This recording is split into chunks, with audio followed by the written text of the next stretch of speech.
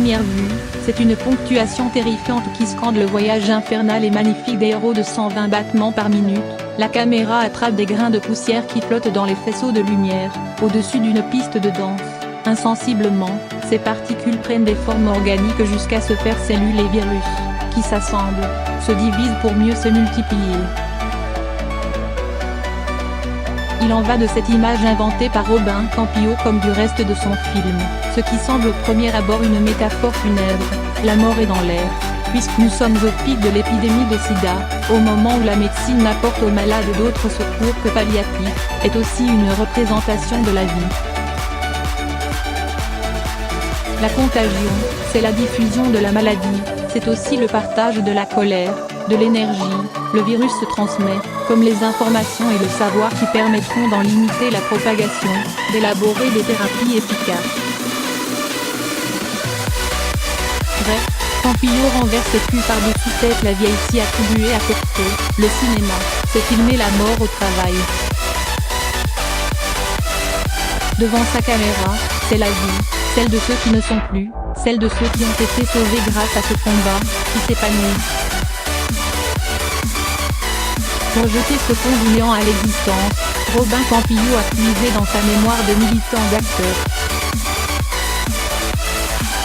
Scénariste et monteur de son film, il lui donne une pulsation rapide, celle des titres électro sur lesquels on dansait alors, celle d'un cœur au bord de l'affolement, qui impose l'urgence dans laquelle vivent ces personnages, militants que la maladie ou l'infection a réunis. Dès la première séquence, qui montre le débat qui suit une intervention spectaculaire du groupe lors d'une réunion de l'Agence française contre le sida, il donne une réalité physique à la dialectique entre les actes et le discours. Et alors qu'on n'a pas encore eu le temps de faire connaissance avec les personnages, on discerne très bien cette autre dialectique, plus mystérieuse, entre les affects individuels et l'engagement collectif. Les étincelles jaillissent. Prenez le personnage d'Hélène, Catherine Vinatier, mère d'un jeune garçon hémophile contaminé par transfusion. Elle détonne dans un groupe majoritairement gay, dont elle est l'aînée d'une quinzaine d'années. Et son statut de mère bienveillante vole en éclats lorsqu'elle demande, au grand scandale des jeunes filles libertaires, l'emprisonnement des responsables de la contamination. Entre l'utopie et la rétribution, entre la fermeté doctrinale, voire la raideur, et l'amour maternel, les étincelles jaillissent. Peu à peu, deux figures se détachent. Nathan, Arnaud Valois, nouveau venu dans l'association, et Sean, Nahuel Perret Biscayar, vétéran d'un combat que la maladie rend de plus en plus difficile à livrer.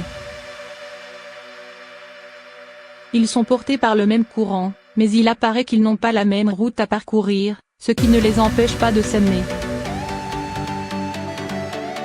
Cet amour éphémère à l'ombre d'une fin à laquelle Sean ne peut échapper est d'autant plus bouleversant que nous savons aujourd'hui qu'il ne s'en fallait que de quelques mois pour qu'il en aille autrement.